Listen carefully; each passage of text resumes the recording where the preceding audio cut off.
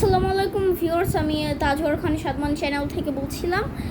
So আমি কয়েকদিন study করছিলাম বাচ্চাদের নিয়ে, যারা অনেক গরিব, ঠিকমতো খাবার পাচ্ছে না, এডুকেশন ঠিকমতো পাচ্ছে না, ল্যাক অফ রেস্ট, তাদেরকে নিয়ে আমি অনেক স্টাডি করছিলাম ইন্টারনেটে ঘাটাঘাটি করে।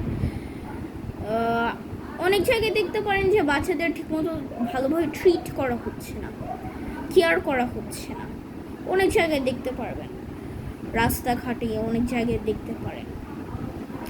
আমাদের বাচ্চাদের ভালোভাবে ট্রিট করা উচিত, কারণ বাচ্চারা আমাদের ফিউচার, বাচ্চারাই আমাদের ফিউচার। যেমন ধরেন আপনার ফর এক্সাম্পল, সিরিয়াসলি নিয়ে না, ফর এক্সাম্পল আপনার একটা বাচ্চা, ওই বাচ্চাটাকে আপনি কেয়ার করলেন না, ওই বাচ্চাটা মারা গেল ধরেন ফর এক্সাম্পল।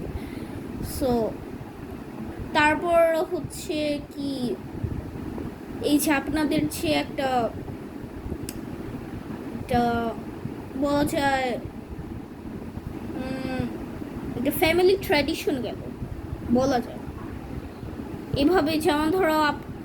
যেমন ধরেন আপনার দাদা আপনার বাবাকে জন্ম দিয়েছেন, আপনার বাবা আপনাকে জন্ম দিয়েছেন, এখন আপনি আপনার নিজের সন্তানকে জন্ম দিয়েছেন, কিন্তু আপনার সেই সন্তান মারা গেল, তাহলে কি ওই ওয়েটা কি আর চলবে না? তো ওয়েটা পুরাই বলা যায় ধ্বংস হয়ে যাবে বলা যায়। সো এর জন্য বাচ্চাদের ভালোভাবে ট্রিট করা উচিত। যেমন ধরেন ফিলিস্তিন, ওখানে গাজায় অনেক বাচ্চাদের হচ্ছে ভালোই ট্রিট করা হচ্ছে না।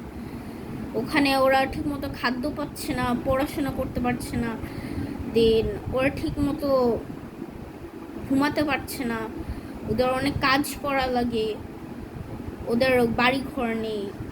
সো এর জন্য ওদের জন্য আমাদের দয়ামায়া থাকা দরকার আর কি।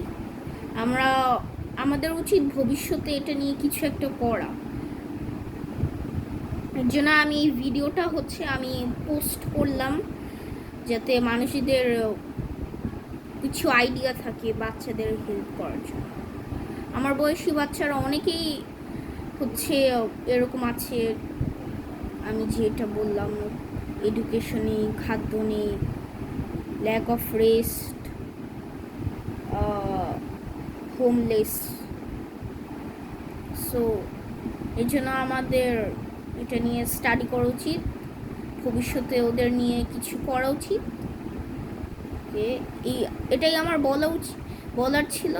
থ্যাংক ইউ, আল্লাহ হাফেজ, বাই বাই।